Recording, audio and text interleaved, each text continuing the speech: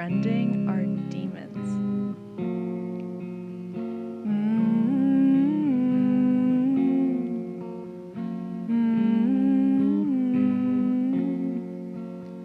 Turn towards that demon in your sight. Don't run, don't fight, don't hide. Try to welcome it, try to befriend it, try to give it what it needs. Even demons have needs. Even demons have needs. Even demons have needs. Even demons have needs. You can come with me. You can come with me. We'll feed you and love you and try to understand you.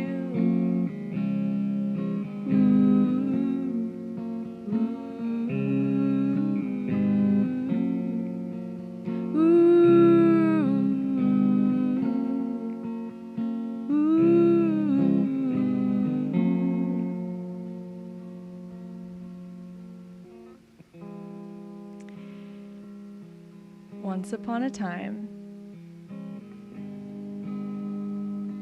there was a man named Stephen Jaye.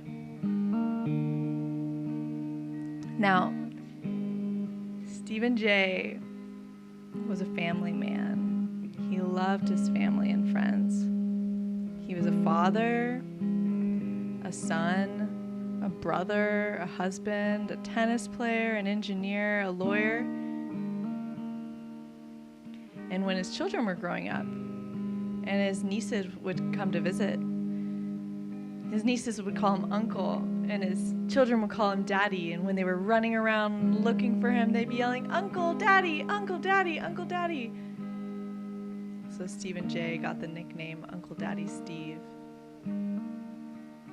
And if Uncle Daddy had lived long enough to see his grandchildren be born, they would have called him Grandpa Steve or Grandpa Jaye.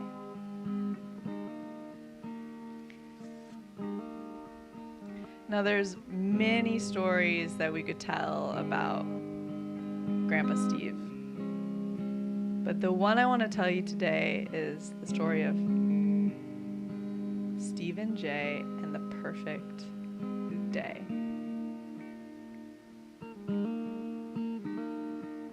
And as many perfect days begin,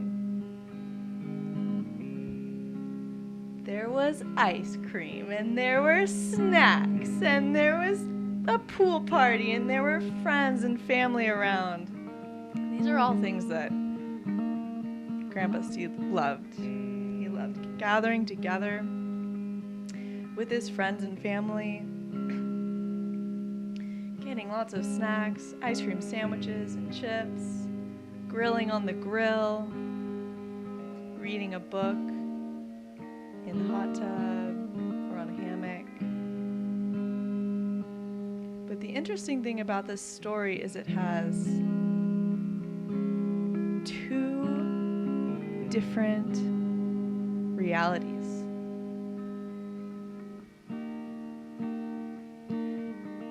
And in the first one, Grandpa Steve is quite lonely.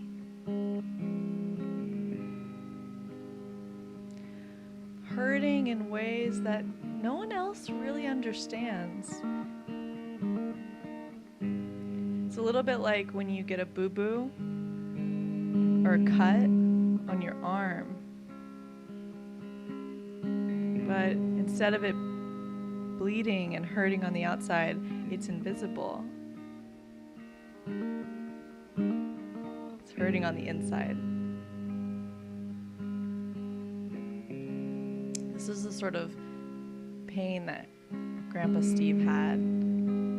And instead of showing his boo-boo to someone, getting a Band-Aid, getting a kiss, he hid it from the people around him and tried to take care of it himself. So this is the first version of the story. This is the version of the story where Grandpa Steve hides his pain and tries to heal it on his own, tries to medicate it on his own.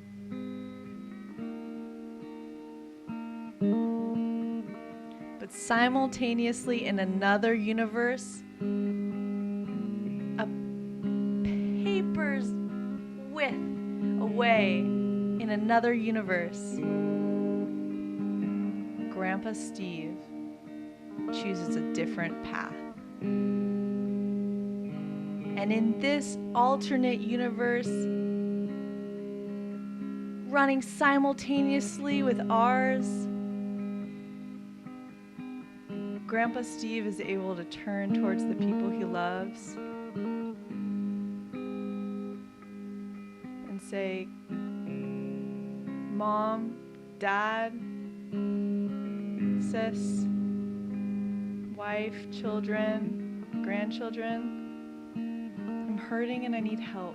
I'm hurting and I feel lonely and I don't know what to do.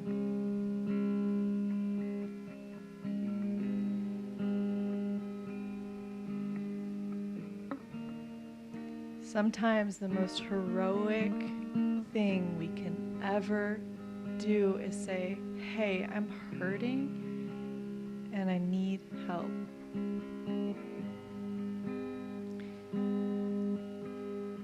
Now, in the first version of the story, Grandpa Steve chose to search for help and comfort in a pill. It wasn't prescribed by a doctor. It wasn't given specifically to make him well. And this pill that promised to make him well, it actually numbed his aliveness. It made him less alive. Less laughter, less smiling eyes, less time and energy for the people he loved the most, less time for play. But he chose it because he thought it would help. He thought it would make him feel better, and it did make him feel better for a time. But then it made him feel worse. And each day as the pain returned, he would wake up in the morning and he would choose to take that pill, hoping it would make him feel better, chasing that feeling of comfort. And slowly as time went on, it made him feel worse and worse.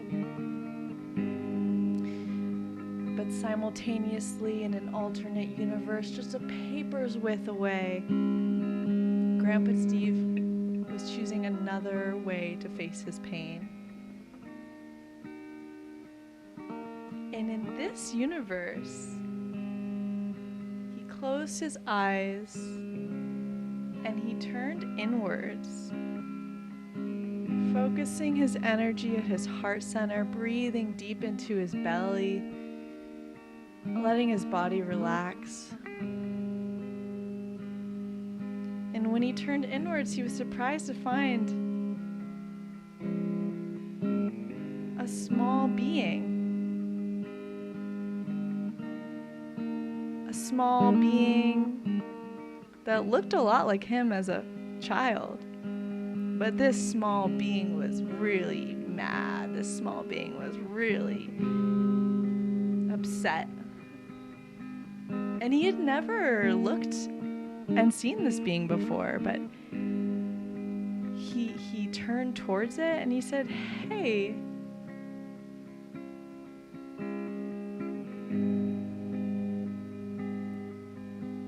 hey, what do you want?" He didn't say it like, "Hey, what do you want?" He said it like, "Hey, welcome. Who are you? How are you feeling? What do you need?" And the being said, "Thanks for asking.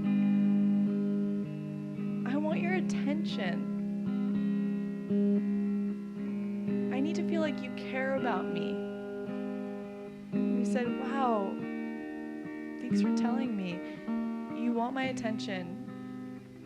You need to feel like I care about you. And how will you feel when you get what you need? And this little being covered in flames, this little being with a mind of its own, it said,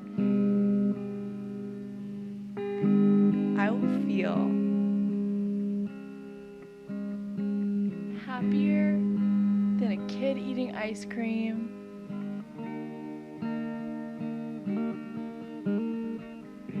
Give me what I need. I'll feel happy, I'll feel peaceful, I'll feel at ease, I'll feel at home. And Grandpa Steve, in his ultimate wisdom, he started feeling into that sense of home, that sense of peace, that feeling that being would feel when it got what it really needed. And he started turning his body into this beautiful nectar, this nectar of peace and home and ease and joy. And he baked a cake. He took all that energy and he offered it to the being. He said, I baked you your favorite cake. And there's more where this came from. There's as much as you could possibly want. Endless supply of your favorite dessert. If you don't like cake, we'll make you something else, but it's going to taste like peace, and it's going to taste like joy, and it's going to totally satisfy. Because you're welcome here. You're welcome in every room in this home. I love you. I care about you. I want you to be well. The being was satisfied. The being ate and ate and ate this chocolate cake. He was so happy. He was so satisfied. And Grandpa Steve said, I'm going to come back tomorrow. I'm going to check in on you. You just relax. You just relax. He came back tomorrow. He woke up in the morning. He felt that discomfort that he often feels. But in this universe, chose again to turn towards it and say, hey, welcome, hey friend, what do you want? What do you need? How will you feel when you get what you need? The being said, I just want your attention. I need to feel like you care about me. And I'll feel a lot of peace when I get that. And Grandpa Steve said, no problem. I'm going to sit here. I'm going to cultivate this sense of peace. I'm going to breathe deep into my belly and bake you a cake. He baked another cake. He offered it to this being, and the being ate and ate and ate and felt so satisfied until eventually began to transformed into a beautiful turtle. Beautiful turtle with precious markings on its back. Clearly it had been alive for hundreds of years. And Grandpa Steve said, wow, what wisdom do you have for me? And the tortoise said, I'm here to remind you to be patient. I'm here to remind you to stay soft. I'm here to remind you that you can always just pull your arms and legs and neck back retreat into your shell. There's nothing wrong with taking some time to yourself. There's nothing wrong with going inward, asking yourself how you're feeling, asking yourself what you need. Grandpa Steve said, thank you so much for this wisdom. How can I access you in the future if I forget? And the turtle says,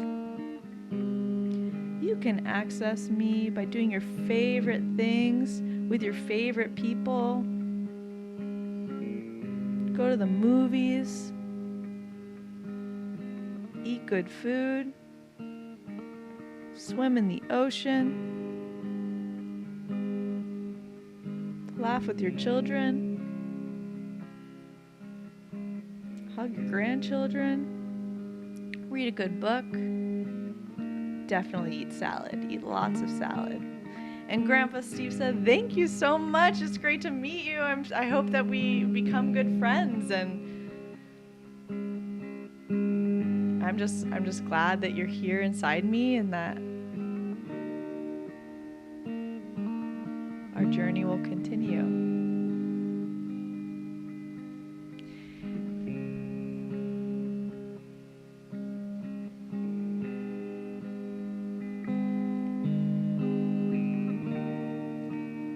And in this parallel universe, just a paper's width away, Grandpa Steve lived happily into old age, and he got to spend time with his grandchildren and even got to meet one of his great-grandchildren. And every time pain or sadness, anger or loneliness asked to be heard, he would turn inwards with the skills he had learned to take a deep breath and say, "Welcome. What do you want? What do you need? How are you feeling?" With full acceptance, full welcome, the same sort of love he would give to anyone else that he met on the street, same sort of love he would give to any of his family and friends. And things got better and better and better, and they weren't always easy. But that's the true lesson of a perfect day. A perfect day is not always pain-free. A perfect day does not always feel good. But the way that you turn your attention towards everything that is unresolved in your heart, any pain, sadness, grief, fear, loneliness,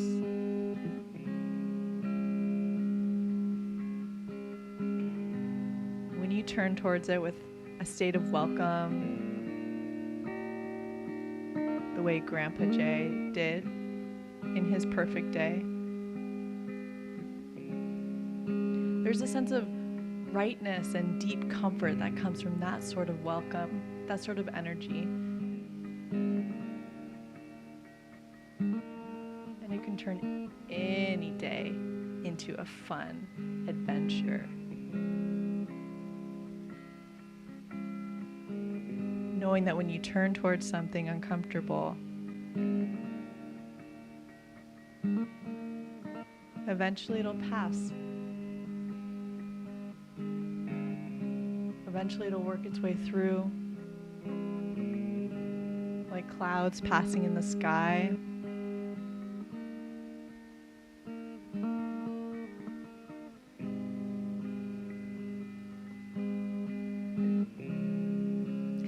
Thanks for listening. Thanks for listening to the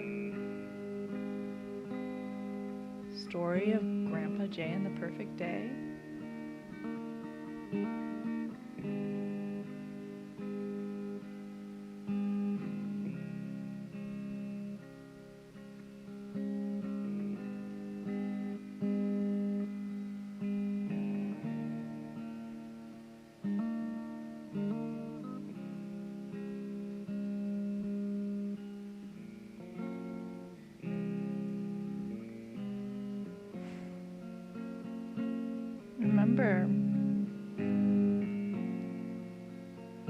Remember, even demons have needs. And you might be surprised what happens when you feed them. They might become friends.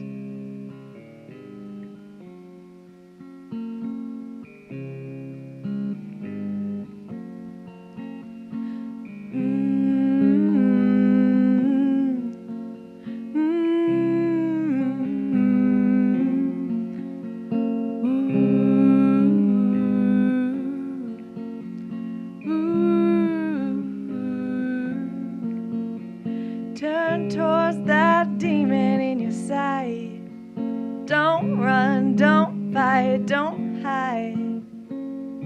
Try to welcome it, try to befriend it, try to give it what it needs. Even demons have needs. Even demons have needs.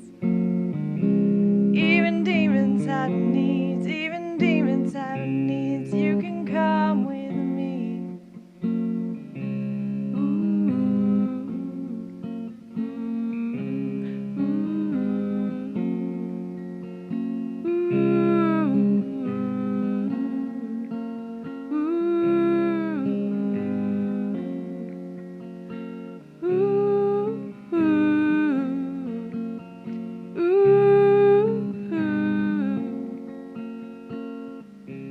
Even demons have needs. We'll feed you and love you and try to understand you. Even demons have needs. Even demons have needs.